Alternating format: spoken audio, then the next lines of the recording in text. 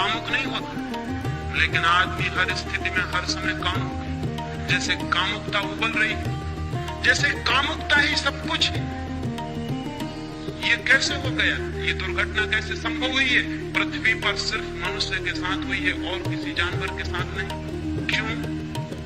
एक ही कारण है, सिर्फ मनुष्य ने दबाने की कोशिश की है, और जिसे दबाया वो जहर की तरह सब तक फैल गया।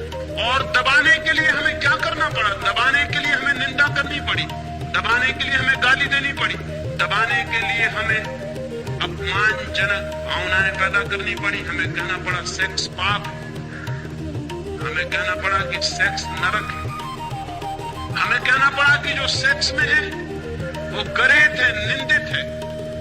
हमें ये सारी गालियां खोजनी पड़ी, तभी हम दबाने में सफल हो सके। और हमें ख्याल भी नहीं कि इन निंदाओं और गालियों के कारण हमारा सारा जीवन जहर से भर गया। नीत्शे ने एक वचन कहा है जो बहुत अर्थपूर्ण है।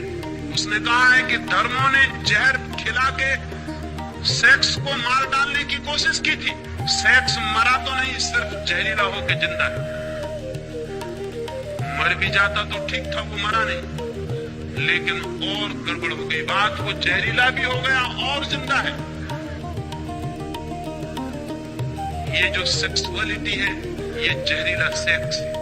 सेक्स तो पशुओं में भी है, काम तो पशुओं में भी है, क्योंकि काम जीवन की ऊर्जा है। लेकिन सेक्सुअलिटी, कामुकता सिर्फ मनुष्य में, कामुकता पशुओं में नहीं।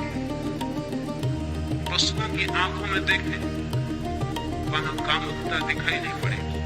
आदमी की आंखों में झांके, वहां एक कामुकता का रस झलकता हुआ दिखाई पड़ेगा। इसलिए पशु आज भी एक तरह से सुंदर है, लेकिन दमन करने वाले पागलों की कोई सीमा नहीं है कि वो कहां तक बढ़ जाएंगे।